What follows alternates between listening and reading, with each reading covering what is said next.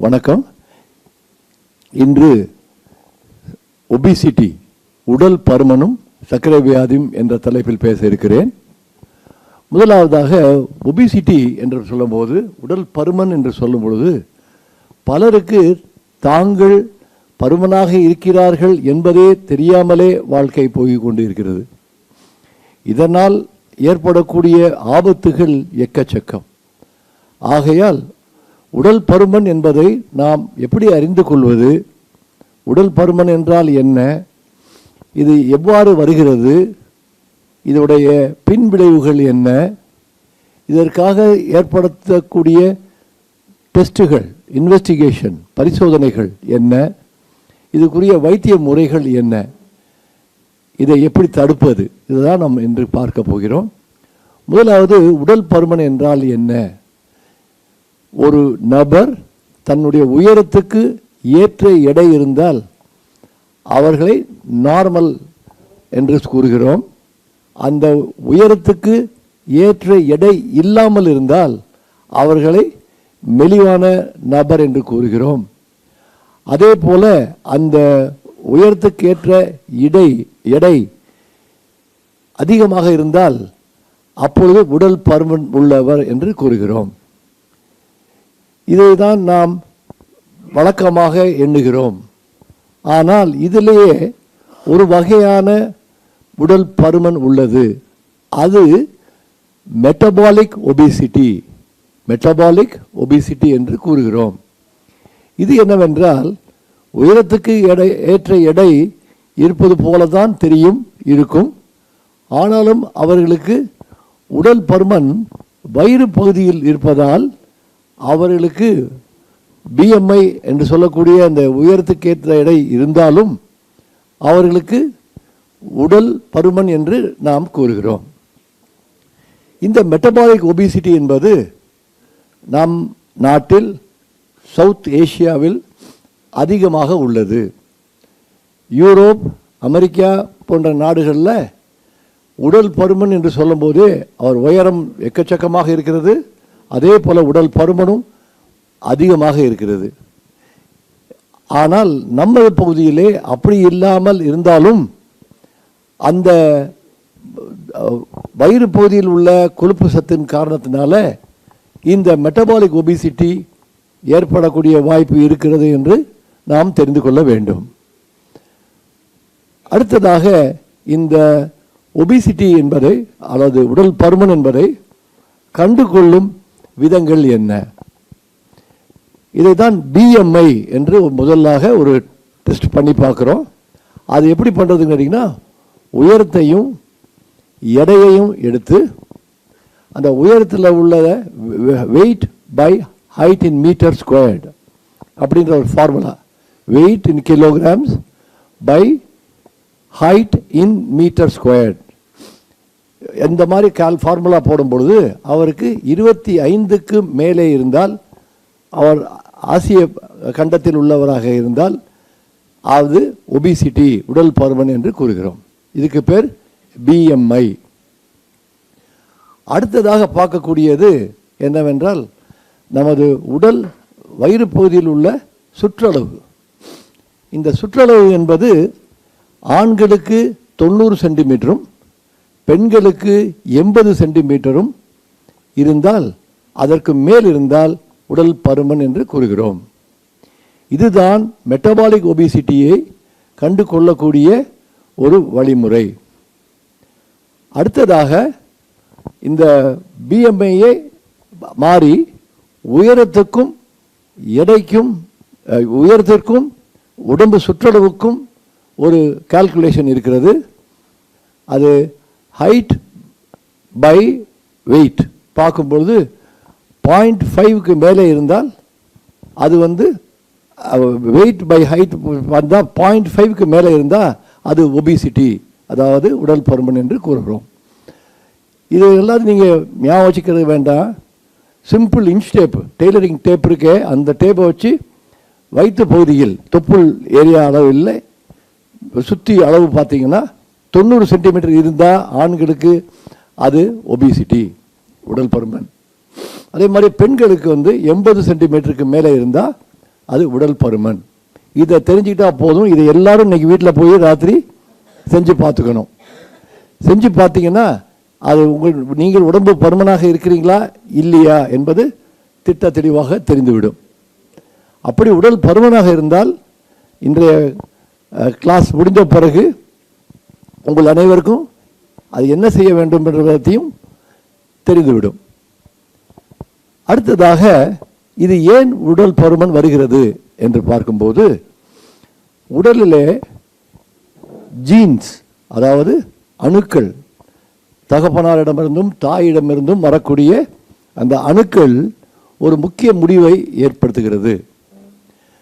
உதாரணமாக ஒரு நபர் 50 கிலோ இருக்க வேண்டுமா அல்லது 80 கிலோ இருக்க வேண்டுமா என்பதை இந்த ஜீன் முடிவு செய்கிறது. அது மட்டுமல்ல, இந்த ஜீன் முடிவு செய்கிறது நல்லதாக 50 கிலோவே இருந்தாலும் என்விரான்மெண்டல் ஃபேக்டர்ஸ், அதாவது நம்முடைய பழக்க வழக்கங்கள் மூலமாக அது கூடுவதற்கும் வாய்ப்புள்ளது. ஒரு 60 கிலோ இருக்க வேண்டிய நபர் 60 கிலோ இருக்கலாம். ஆனால் அந்த அணுக்கள் மூலமாக 60 கிலோ இருக்கக்கூடிய நபர் கண்ட மேனிக்கு சாப்பிடும் பொழுது, உடல் உழைப்பு இல்லாமல் இருக்கும் பொழுது அவருக்கு எடை இன்னும் அதிகரிக்கக்கூடிய வாய்ப்பு உள்ளது. அதனால் நீங்கள் தெரிஞ்சுக்க வேண்டியது, அணுக்களை நம்ம மாற்ற முடியாது. ஆனால் இந்த மற்ற வாழ்க்கை முறை மாற்றம் செய்யும் பொழுது அணுக்கள் அதிகமாக தவறான அணுக்களாக இருந்தால் கூட நாம் வாழ்க்கை முறை மாற்றத்தினால் இந்த உடல் பருமனை குறைக்க முடியும் அல்லது தவிர்க்க முடியும். இது போக சில வியாதிகள், நோய்கள், எண்டோக்ரைன் நோய்கள், குஷிங் சிண்ட்ரோம் என்று சொல்லப்படும் வியாதி, பிட்யூட்ரி என்ற ஒரு கிளாண்ட்னால வரக்கூடிய சில வியாதிகள், அது உடல் பருமனை அதிகமாக கூட்டும். இந்த மாதிரி கூட்டும் பொழுதும் அதை கண்டுபிடித்து அதுக்குரிய வைத்திய முறையை செய்யும் பொழுது அந்த உடல் பருமனையும் குறைக்க முடியும், அல்லது கண்டுபிடித்து அதுக்குரிய வழிமுறைகளை, ட்ரீட்மெண்ட் வழிமுறைகளை செய்யும் பொழுது அது குறைகிறதுக்கு வாய்ப்பு இருக்கிறது. அடுத்ததாக நாம் பார்க்க வேண்டியது, இது உடலில் பருமன் எப்படி ஏற்படுகிறது என்று பார்த்தால், உடல் எடை என்பது ஒரு பேங்க் பேலன்ஸ் போன்றது. இந்த பேங்க் பேலன்ஸ் நிறையா இருக்கணும்னா என்ன செய்யணும்? நிறையா காசு உள்ளே போடணும், கொஞ்சோண்டு காசை எடுக்கணும். அப்போது பேலன்ஸ் கூடிக்கிட்டே போகும். இதே மாதிரி என்ன ஆகிறது, நம் கேலரி என்ற கணக்கு பிரகாரம் ஆகாரத்தின் மூலம் அதை ஏற்றிக்கொண்டே போகிறோம். அதிலிருந்து எடுக்கிறதுக்கு வழி என்ன? உடற்பயிற்சி. அந்த உடற்பயிற்சியை சிறந்த முறையில் செய்தால் அதிகமான கேலரி செலவழித்து என்ன கேலரி அதிகமாக ஏறியதோ அதை வெளியே தள்ளக்கூடிய ஒரு வாய்ப்பு இருக்கிறது. அப்பொழுது அந்த வெயிட் என்ன பேலன்ஸ் இருந்துச்சோ பேங்க் பேலன்ஸில் அதே மாதிரி இருக்கக்கூடிய வாய்ப்பு இருக்கிறது. ஆனால் உள்ளே கிரெடிட் பண்ணக்கூடிய அந்த கேலரிஸை, அதிகமாக சாப்பிடக்கூடிய கேலரிஸும் வெளியே செலவழிக்காத, அதாவது உடற்பயிற்சி போன்ற செயல்களை செய்யாமல் இருக்கும்போது அந்த கேலரி வீணாக, வேஸ்டாக, அதாவது யூஸ் பண்ணுறதுக்காக இருந்தால் நல்லது. ஆனால் அது எக்ஸசைஸ் பண்ணாததுனால, உடல் உழைப்பு இல்லாததுனால அதுவும் சேர்ந்து தேங்கி போகிறது. ஸோ மொத்தத்தில் பார்த்தீங்கன்னா இந்த கேலரிஸ் அதிகமாக போகிறது. கேலரிங்கிறது எண்ணம், அதாவது அந்த ஒவ்வொரு பொருள், சாப்பாட்டு பொருளில் இருக்கக்கூடிய உடம்பில் சேரக்கூடிய சத்து, அதுதான் கேலரின்னு சொல்கிறோம் நம்ம. இந்த கேலரி மாவு சத்தாக இருக்கலாம், புரத சத்தாக இருக்கலாம், அல்லது கொழுப்பு சத்தாக இருக்கலாம். இது படைப்பில் என்ன நடக்கிறது என்றால், நம்ம உடம்பில் இந்த மூன்றும் சீரான அளவு சாப்பிட வேண்டும். இந்த சீரான அளவு சாப்பிடுவது ஐசோ கேலரிக் டயட், அதாவது நம்முடைய உடம்பு எத்தனை கேலரியை பயன்படுத்துகிறதோ அதுக்கு ஏற்ற அளவுக்கு நம்ம சாப்பிடும் பொழுது நம்ம வெயிட் அதே வெயிட்டாக கண்டினியூ பண்ணும். ஆனால் அதிக கேலரிஸ் சாப்பிடும்போது அந்த அதிக கேலரிஸ் ரத்தத்தில் ஏறி போகுது. அந்த ரத்தத்தில் போய்கிட்டே இருக்கும்போது அதோட தேவைகளெல்லாம் சந்தித்த பிறகு மிச்சத்தை சேமிக்கும் ஒரு மோடு, சேமிக்கும் ஒரு டைரக்ஷனில் அந்த கேலரிஸ் சேமிக்கப்படுகிறது. உதாரணமாக நம்ம சொல்ல போனோம்னா, பேங்க் சேவிங்ஸ் பேங்க் அக்கௌண்ட்டில் காசு வச்சுருக்கிறோம், அதில் கொஞ்சம் கூடி போச்சு. அதனால் என்ன பண்ணுறோம், இதை அப்படியே ஒரு டேர்ம் டெபாசிட்டாக போடுறோம். அந்த டேர்ம் டெபாசிட்டாக போடுறது தான் ஸ்டோரேஜ் ஃபார்ம் ஆஃப் கேலரிஸ். அந்த ஸ்டோரேஜ் ஃபார்ம் ஆஃப் கேலரிஸ் எப்படின்னு கேட்டிங்கன்னா, ஃபேட்டாக மாற்றப்படுகிறது, கொழுப்பு சத்தாக இதை எல்லா கேலரியும் மாற்றப்பட்டு அந்த ஃபேட்டு தான், அந்த கொழுப்பு சத்து தான் உடம்புல ஸ்டோர் ஆகி பின்காலத்து தேவைக்காக சேர்க்கப்படுகிறது. இது கடவுளுடைய படைப்பு. இந்த மாதிரி ஸ்டோர் பண்ண வேண்டிய அந்த ஃபேட்டானது சில இடங்கள் இருக்கிறது. இப்போ பார்த்தீங்கன்னா பின்பகுதியில், இந்த முதுகின் பின்பகுதியில், வயிற்றில், உள்ள இது நிறைய இடத்துல ஃபேட் இருக்கக்கூடிய அடிப்போஸ் டிஷ்யூ அப்படின்னு சொல்லக்கூடிய ஒரு இடம் இருக்குது. அந்த இடத்துல இந்த ஃபேட் கொழுப்பு சத்து போய் அதில் சேர்ந்துக்குது. அதில் கொழுப்பு சத்து போய் சேர்ந்தோடனே அது ஃபுல்லாகிடுது. நம்ம ஃபுல்லாகிறது தெரிஞ்சுக்கிட்டு, நம்ம ஃபுல்லாகுதுன்னு தெரிஞ்சோம்னா நம்ம அதிகமாக கேலரிஸை திருப்பி யூஸ் பண்ணக்கூடாது. ஆனால் அதுக்கு மேலும் நம்ம கேலரிஸ் யூஸ் பண்ணும்போது அந்த ஸ்டோரேஜ் ஃபார்முக்கு ஸ்டோர் பண்ணுறதுக்கு இடம் இல்லை.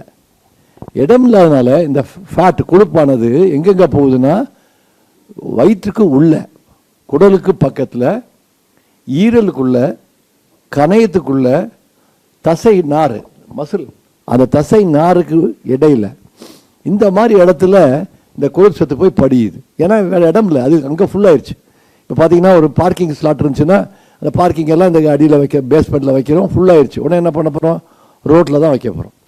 இந்த மாதிரி பார்க்கிங் ஃபுல்லாக இருக்கிற பார்க்கிங் ஏரியாவில் கார் நிறுத்துறதோ டூ வீலர் நிறுத்துறதோ எந்த பிரச்சனையும் இல்லை. ஆனால் ரோட்டில் நிறுத்தும் போது அது திடீர்னு ஒரு வெஹிக்கிள் இடிக்கலாம், அதனால் வரக்கூடிய ஆபத்துகளும் இருக்கலாம். அது மாதிரி எந்த இடத்துல அந்த கொழுப்பு சத்து ஸ்டோர் பண்ணியிருக்கணுமோ அந்த இடத்துல ஸ்டோர் பண்ணியிருக்கும் போது அதுக்கு பிரச்சனை இல்லை. ஆனால் அது தப்பான இடங்களில் போய் ஸ்டோர் பண்ணியிருக்கல. நான் சொன்னேன், வயிற்றுக்கு உள்பகுதியில், குடலுக்கு பகுதியில், பக்கத்தில், ஈரலில், கணையத்தில், தசை நாரில், இந்த மாதிரி இடத்துல படிக்கும் போது அது அந்தந்த இடத்துல செய்ய வேண்டிய வேலைகளை சரியாக செய்ய மாட்டேங்குது. உதாரணமாக தசை நார்களுக்கிடையில் சேர்ந்துருக்கிற கொழுப்பு சத்து அந்த குளுக்கோஸை உள்ள தசைக்குள்ளே, தசை நாருக்குள்ளே எடுத்துக்கொள்ள வேண்டிய அந்த தன்மையை குறைச்சிருது. ஸோ தசை நார் குளுக்கோஸை ரத்தத்துலேருந்து உள்ளே ஏற்ற முடியல. இதுக்கு தான் பேர் இன்சுலின் ரெசிஸ்டன்ஸ் அல்லது இன்சுலின் செயல்திறன் இழப்பு என்று சொல்கிறோம். அடுத்தது இதே மாதிரி ஈரலில் போய் படிஞ்சிருது. அந்த ஈரலில் போய் படிஞ்சோடனே ஈரல்லேருந்து வரக்கூடிய குளுக்கோஸ் அதிகமாகுது. அது போக அந்த ஈரல் கெட்டு போய் மது அருந்தியவர் போல என்ன வியாதி வருமோ அந்த வியாதியும் அதற்கு பிறகு புற்றுநோயும் வரக்கூடிய வாய்ப்பு இருக்கிறது. கணையத்தில் படியும் சொன்னேன். கணையத்தில் படிக்கிறது பீட்டா அணுக்களுக்குள்ளே போய் படிக்குது. பீட்டா அணுக்களுக்குள்ளே படியும் போது அந்த பீட்டா அணுக்கள் வேலை செய்யும் திறனை இழந்ததுனால இன்சுலின் சுரக்கிற தன்மையும் குறைஞ்சி போகுது. ஸோ இந்த மாதிரி ஆகக்கூடிய நிலைமையை நம்ம தவிர்க்கிறது தான் இந்த உடல் பருமனை தவிர்க்க வேண்டிய ஒரு முக்கிய அம்சம். இந்த வயிற்றுக்கு உள்ள, குடலுக்கு பக்கத்தில் இருக்குன்னு சொன்னனே, அந்த ஃபேட் அந்த கொழுப்பு சத்து நார்மலாக எப்படி ஒரு கொழுப்பு சத்து இயங்கணுமோ அந்த மாதிரி இயங்காமல் அது என்ன பண்ண, அது அந்த இடத்துல இருக்க வேண்டிய கொழுப்பு இல்லையா, அதனால் அந்த கொழுப்பு சில ஹார்மோனை உற்பத்தி செய்கிறது. அந்த ஹார்மோன்கள் உடம்புக்கு எல்லாம் கெடுதியாக செய்கிறது. இரத்த குழாய்களை பாதிக்குது, சர்க்கரை வியாதி வருது, ப்ரெஷர் வருது, ஹார்ட் அட்டாக் வருது. ஸோ அதனால தான் நம்ம ஏற்கனவே சொன்னது போல் உடல் பருமனை நம்ம எப்படி பண்ணணும், நம்ம இந்தியர்கள் என்ன பண்ணணும், 90 சென்டிமீட்டர் இருக்கா 80 சென்டிமீட்டர் இருக்கா அப்படின்றத கண்டுபிடிக்கணும். இதை கண்டுபிடிக்கும்போது குடல் பக்கத்தில் அதிகமாக கொழுப்பு சத்து இருந்தால் அந்த 90லேருந்து மேலே வந்துடும் அல்லது 80க்கு மேலே வந்துடும். அதை கண்டுபிடிக்கும்போது நமக்கு இருக்கிற மிஸ்டேக்கை நம்ம ரொம்ப எளிதில் கண்டுபிடிச்சிடலாம். அதனால் இப்போ பார்க்குறதுக்கு பார்த்தா தடியாக தெரியாமல் இருந்தால் கூட இந்த மாதிரி இருந்தால் அது உடல் பருமன் என்றது நம்ம புரிஞ்சுக்கணும்.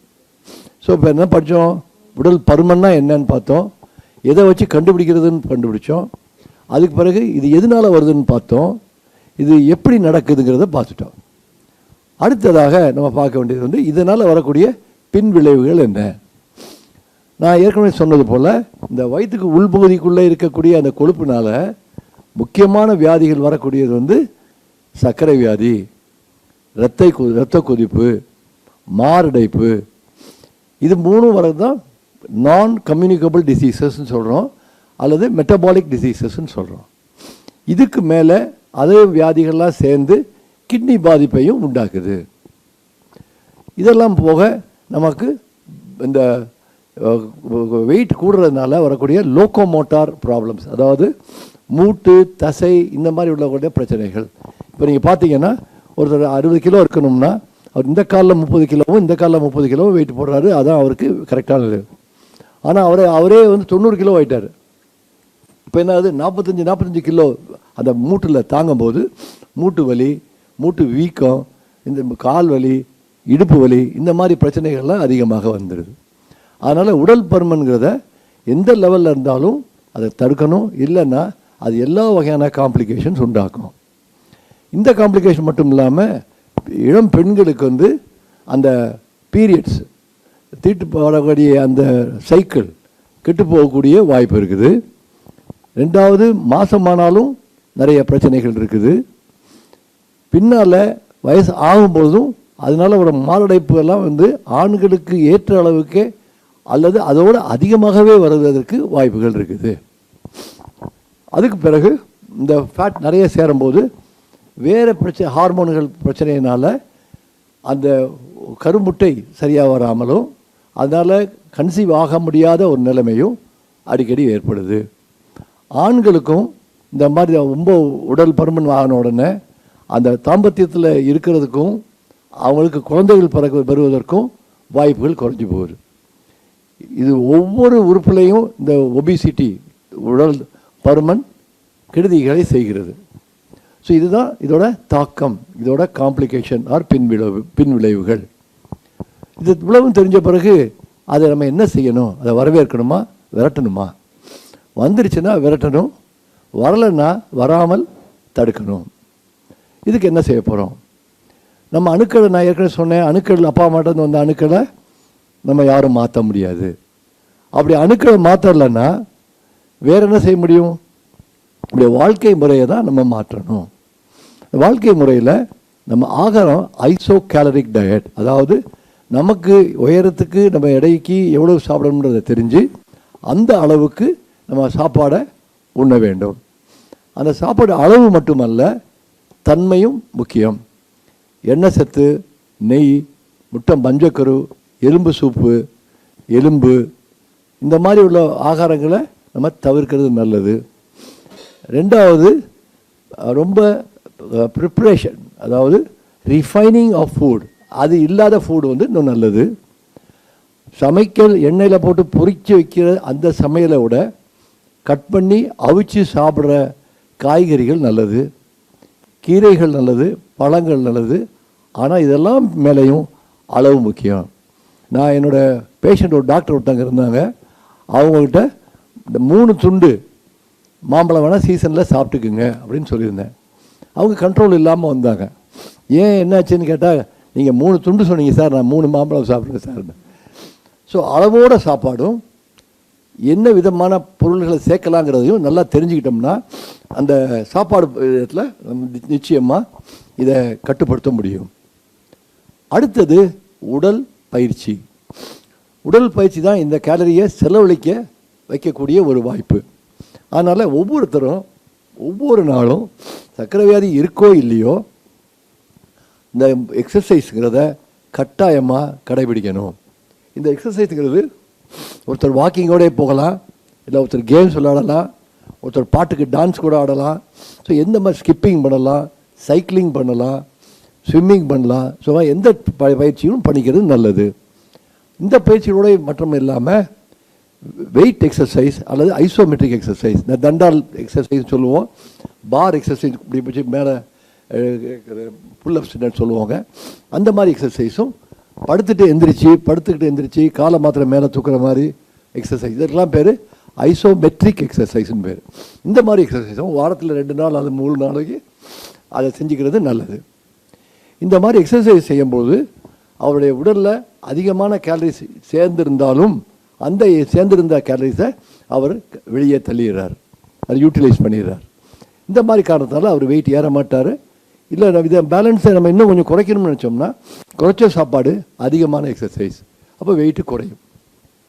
ஸோ ஒரு உடல் பருமனமாக இருக்கிற நபருக்கு வெயிட் குறைக்கணும்னா சாப்பாடு அளவை குறைச்சி எக்ஸசைஸ் அளவை கூட்டினோம்னா ஆட்டோமேட்டிக்காக குறைஞ்சே தீரும். ஆனால் இதுக்கு நம்மளுடைய ஒத்துழைப்பும் நம்முடைய மோட்டிவேஷன் ரொம்ப முக்கியம். ஏன்னா என்னைக்கு போனாலும் எங்கே போனாலும் சாப்பாடை பார்த்தோன்னா நமக்கு ஆசை வந்துடுது, அதை கட்டுப்படுத்த முடியாமல் நம்ம சாப்பிட்டுப்படுறோம். அந்த மாதிரி சாப்பிடும்போது ஃபாஸ்ட் ஃபுட்டு, ரொம்ப ரிஃபைன்டு சுகரு, இந்த மாதிரிலாம் நிறைய சாப்பிடும்போது அது அதிகமான ப்ராப்ளம்ஸை உண்டாக்கிடுது. ஸோ சாப்பாடு பற்றியமும் எக்ஸசைஸுங்கிறது ரொம்ப முக்கியமானது. அதுக்கு பிறகு மாத்திரைகள்னு பார்த்தம்போது ஒரு மாத்திரை சர்க்கரைக்காக கொடுக்கக்கூடிய மாத்திரை SGLT2 இனிபிட்டார் அப்படின்னு சொல்லக்கூடிய ஒரு மாத்திரை, டாப்பாக்ளிஃப்ளாசின், எம்பாக்ளிஃப்ளாசின் அப்படின்னு சொல்ல மாத்திரைகள் ரொம்ப நல்ல மாத்திரைகள். அந்த மாத்திரைகள் சாப்பிடும்போது சர்க்கரை கண்ட்ரோல் குறையும், வெயிட்டு குறையும், ஹார்ட் அட்டாக் மாதிரி வரக்கூடிய வாய்ப்புகள் குறையும், கிட்னி பாதிப்பு வரதையும் தடுக்கும், வந்தால் சரியாகும். இப்படிப்பட்ட மாத்திரைகள் நம்ம சர்க்கரை வியாதி கொடுக்கறது சர்க்கரைக்கு மட்டும் இல்லாமல் இந்த வெயிட்டுக்காகவும் ஹார்ட்டுக்காகவும் கிட்னிக்காகவும் நம்ம இந்த மாத்திரைகள் அடிக்கடி கொடுக்குறோம். இந்த மாத்திரைகளுக்கு அடுத்தபடியாக வெயிட் குறையிறதுக்குரிய மருந்து ஊசியில் தான் இருக்குது.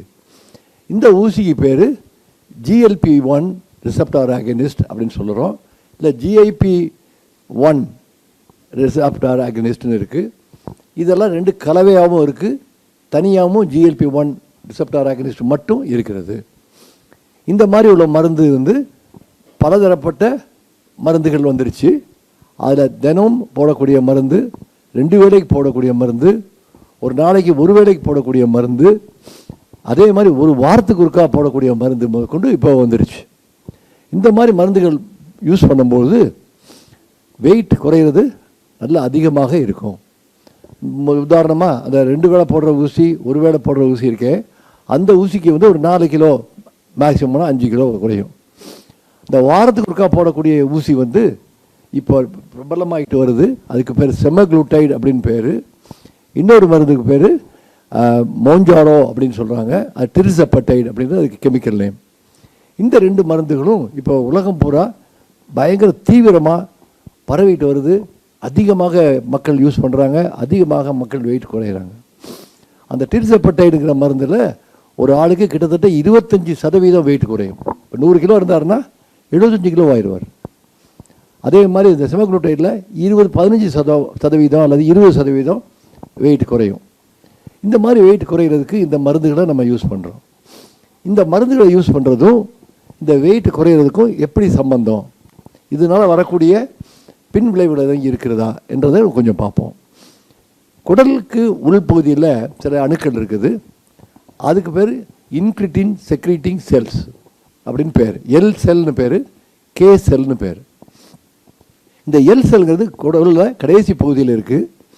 அந்த எல் செல் என்ன பண்ணுதுன்னா, சாப்பாடு தன்னிடம் வந்த உடனே அந்த எல் செல்லு இந்த GLP-1 அப்படின்ற ஒரு கெமிக்கலை ரிலீஸ் பண்ணுது. இந்த ரிலீஸ் பண்ணுறது நீங்கள் நல்லா ஒரு கொலோக்கியில் நீங்கள் தெரிஞ்சுக்கிறதுக்கு வழி என்னென்னா, இப்போ ஒரு கூட்டம் வந்துகிட்டு இருக்கு. கூட்டம் இங்கே ஒரு டிக்கெட்டை கொடுக்குறோமோ, ஒரு சினிமா டிக்கெட்டோ, இல்லை ஒரு வேலையோ, ஒரு ஹாஸ்பிட்டலில் டாக்டர் பேஷண்ட்டை அனுப்பிட்டு இருக்காங்களோ, அந்த மாதிரி இருக்கும்போது அந்த சாப்பாடு குடலுக்கு பகுதிக்கு வந்த உடனே அங்கேருந்து ஒரு மெசேஜ் போகுது. இதுக்கு மூளைக்கு, இன்னொரு மெசேஜ் எங்கே போகுது, ஸ்டமக்குக்கு, இன்னொரு மெசேஜ் எங்கே போகுது, உடல் பூரா போகுது, எல்லா அணுக்களையும் ரெடி பண்ண வைக்கிறதுக்கு. மூளைக்கு போனோன்னு சொல்லுது, நிறைய நீ சாப்பிட்டுட்ட, அதை சாப்பிட்றத கொஞ்சம் குறைச்சிக்கோ அப்படின்னு சொல்லுது. அதே போல் இது மூலமாக சொல்லுது, பசி குறையுது. நீங்கள் பிரியாணி சாப்பிட்டு பார்த்தீங்கன்னா, நல்ல ஒரு வீட்டில் பிரியாணி சாப்பிட்டுட்டு வெளியே வரும்போது திருப்பி கொஞ்சம் பிரியாணி யாரை கொடுக்குறேன்னு சொன்னாங்கன்னா யாராலையும் சாப்பிட முடியாது.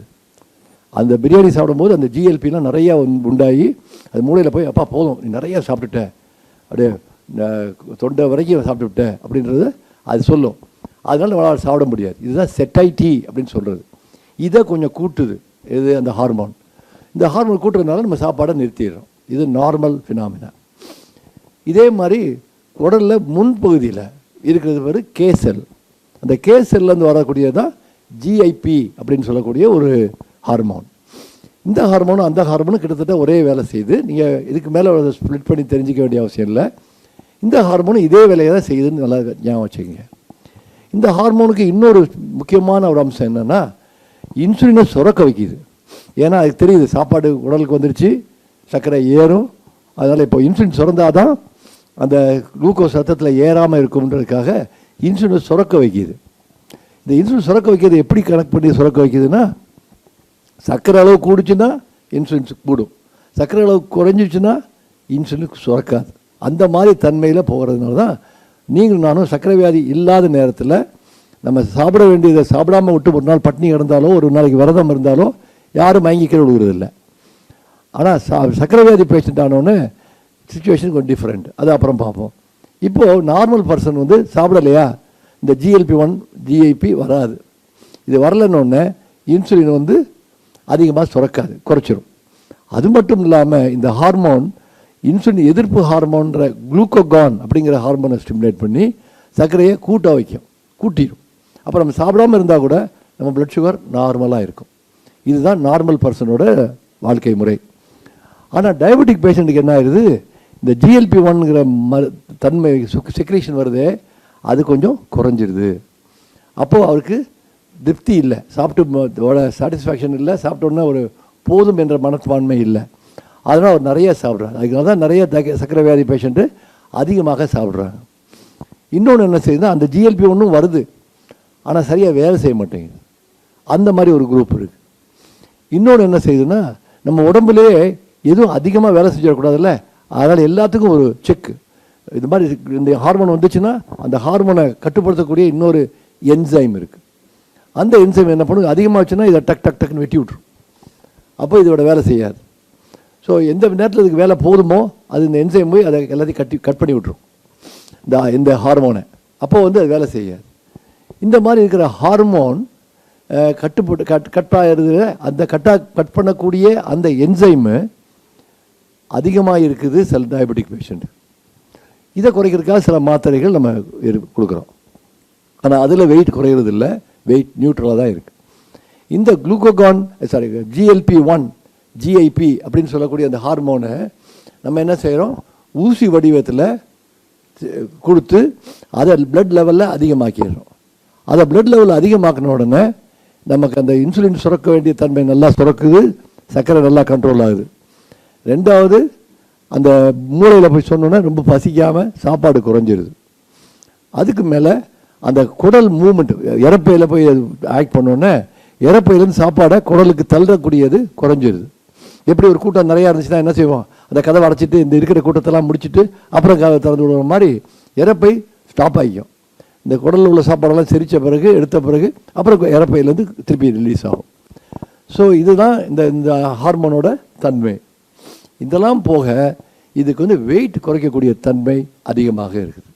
ஸோ அதனால் இந்த ஊசி வந்து சர்க்கரைக்கு உதவியாக இருக்கும், லோ சுகர் வராது. ஏன்னா லோ ஆச்சுன்னா உடனே இந்த குளுக்கோகான்கிற அந்த ஹார்மோனை ஸ்டிமுலேட் பண்ணி சர்க்கரை ஏற்றி நார்மல் கொண்டு வந்துடும். அடுத்தது வெயிட்டை குறைக்கும், பசியை குறைக்கும். நம்ம சர்க்கரை வியாதி பேஷண்ட்டுக்கு வந்து சாப்பாடை குறைங்கன்னு சொல்கிறோம், ஆனால் அவருக்கு சாப்பாடை குறைக்க முடியல, பசி இருக்குது. அப்போ அவர் சாப்பிட்றாரு, ஆசை இருக்குது, சாப்பிட்றாரு. இந்த மருந்து போட்டவுடனே என்ன ஆகும்னா, இது மூளைக்கு போனோடனே பசி அவ்வளோ இருக்காது, சாப்பிடணுன்ற வெறி இருக்காது. அதனால் சாப்பாடு ஆட்டோமேட்டிக்காக குறைஞ்சிருது.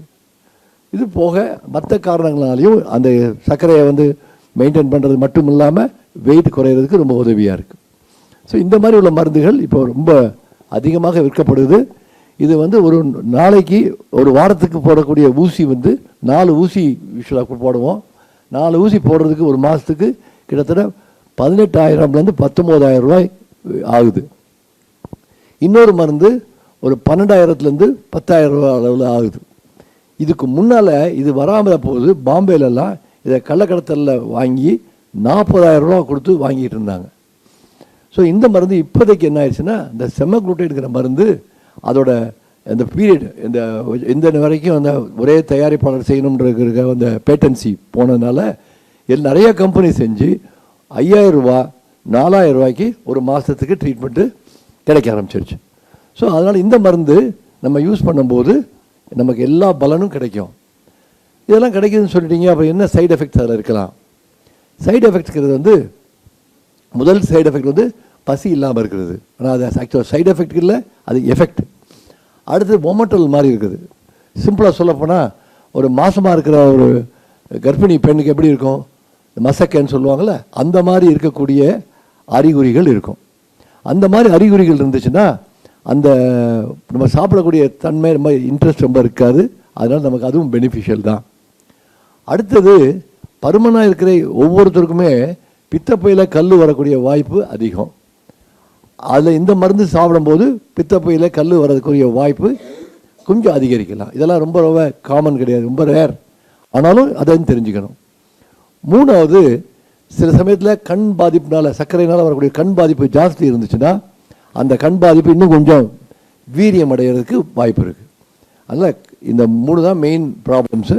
ஸோ இந்த கணையத்திலையும் அல்லது சில வகையான தைராய்டு கட்டி மூலமாகவும் இது பிரச்சனைகள் பண்ணலாம். பட் இதெல்லாமே ரொம்ப ரேர். அதனால் இந்த இப்போ ஊர் பூரா உலகம் பூரா இந்த மருந்து ரொம்ப யூஸ் ஆகி நிறைய மக்கள் இதனால் பயன்பட்டுட்டு வராங்க. இந்த மாதிரி மருந்துகளை யூஸ் பண்ணும்போது நம்ம கண்ணு ப்ராப்ளம் இருக்கான்னு செக் பண்ணிக்கணும். ரெண்டாவது, பித்தப்பையில் கல் இருக்கான்னு செக் பண்ணிக்கணும். செக் பண்ணிவிட்டு அதை கொடுக்கும்போது எந்த விதமான ஆபத்துகளும் இல்லாமல் நம்ம கொடுத்துடலாம். ஸோ இந்த மருந்துகள் மாத்திரம் கொடுக்கும்போது என்ன ஆகுது, வெயிட் 25% குறையுதுன்னு சொல்லிட்டேன். அப்புறம் இந்த மருந்து நிறுத்தினா என்ன ஆகும், திருப்பி அதே மாதிரி ஏறிடும். அதனால் மருந்தை நிறுத்தும் போது நம்ம இந்த இவ்வளோ பாக்கி எல்லாத்தையும் கிளியர் பண்ணிட்டோம்.